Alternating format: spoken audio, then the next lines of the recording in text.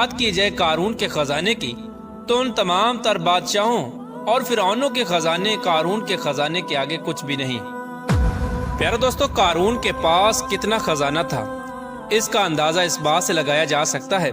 کہ آج کے دور میں تمام دنیا کے مال و دولت اور تمام خزانوں کو جمع کیا جائے اور اس کا موازنہ کیا جائے قارون کے خزانے کے ساتھ تو تمام دنیا کی دولت اور خزانے قارون کے خزانے کا ایک معمولی سا حصہ بنتے ہیں، بلکہ قارون کے پاس اس سے بھی کہیں زیادہ مال و دولت اور کہیں زیادہ خزانے تھے۔ پیارا دوستو، حقیقت میں قارون کون تھا اور اس کے پاس اتنا خزانہ آیا کہاں سے، اور پھر اس خزانے کا وبال اس قارون پر کس طرح پڑا اور اس نے کس طرح اللہ تبارک و تعالیٰ کی نافرمانی کی، اور پھر اللہ تبارک و تعالیٰ نے اس کو کس طرح زمین کے اندر اس کے خزانے کے ساتھ غرق کیا۔ روایات میں آتا ہے کہ قارون بہت ہی خوبصورت آدمی تھا جو حضرت موسیٰ علیہ السلام کا چچا زاد بھائی تھا۔ وہ بنی اسرائیل میں توریت کا بہت بڑا عالم تھا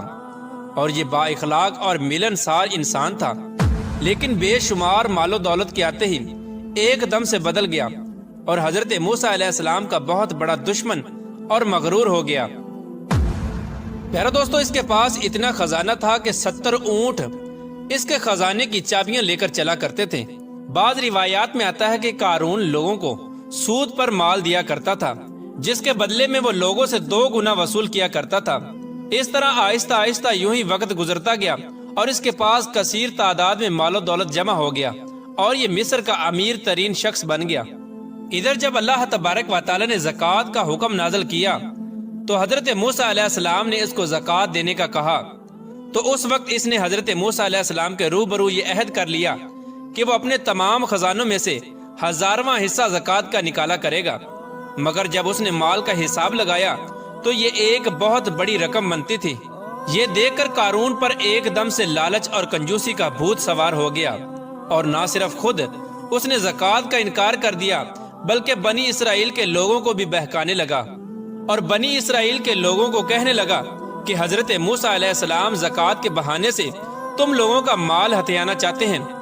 اور تمہارے مال و دولت پر قبضہ کرنا چاہتے ہیں۔ اس طرح اس بدبخت نے بنی اسرائیل کے لوگوں کو حضرت موسیٰ علیہ السلام کے خلاف بھڑکانا شروع کر دیا، یہاں تک کہ حضرت موسیٰ علیہ السلام سے لوگوں کو دور کرنے کے لیے اس بدبخت نے یہ چال بھی چلی کہ ایک عورت کو بہت زیادہ مال و دولت دے کر اس بات پر آمادہ کیا کہ وہ حضرت موسیٰ علیہ السلام پر بدکاری کا الزام لگائے۔ چنانچہ ایک دن حضرت موسیٰ علیہ السلام ایک مقام پر کھڑے ہو کر بیان فرما رہے تھے کہ قارون نے حضرت موسیٰ علیہ السلام کو ٹوکا اور حضرت موسیٰ علیہ السلام سے کہنے لگا کہ آپ نے فلاں عورت کے ساتھ بدکاری کی ہے۔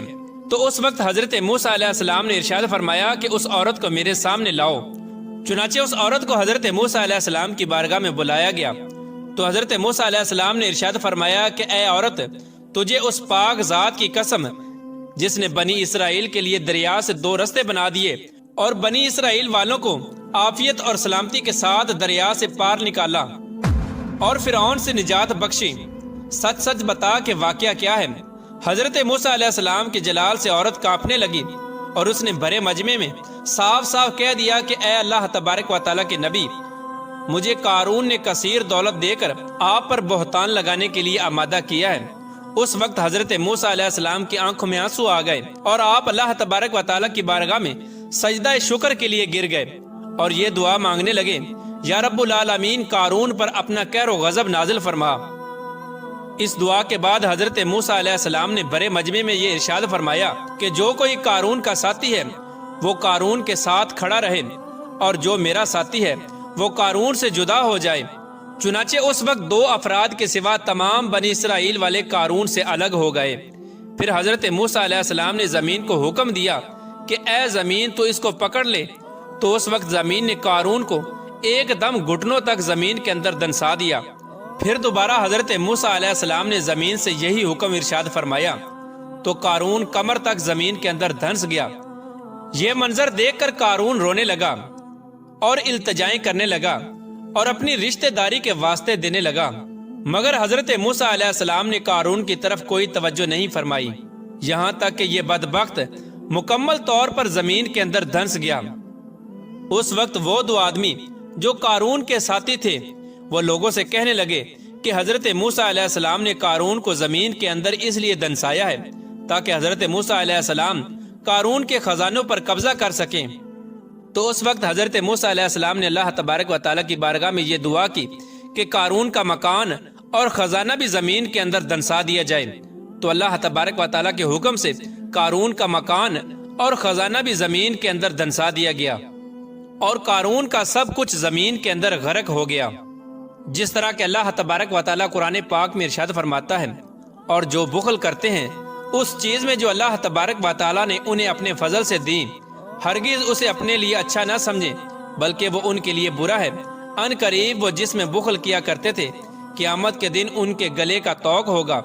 اور اللہ ہی وارث ہے زمین اور آسمانوں کا، اور اللہ تبارک و تعالیٰ تمہارے کاموں سے خبردار ہے۔ میرے دوستو، اس طرح قارون نے اللہ تبارک و تعالیٰ کے حکم کی نافرمانی کی اور زکوٰۃ دینے سے انکار کیا اور حضرت موسیٰ علیہ السلام کی شان میں گستاخی کی، تو اللہ تبارک و تعالیٰ نے اس کو زمین کے اندر غرق کر دیا اور دنیا کے لیے عبرت کا نشان بنا دیا۔ اللہ تبارک و تعالیٰ سے دعا ہے کہ اللہ تبارک و تعالیٰ اپنے تمام احکامات پر عمل کرتے ہوئے زندگی گزارنے کی توفیق عطا فرمائے اور حضور صلی اللہ تعالیٰ علیہ وآلہ وسلم کی غلامی کے اندر جینا مرنا نصیب فرمائے۔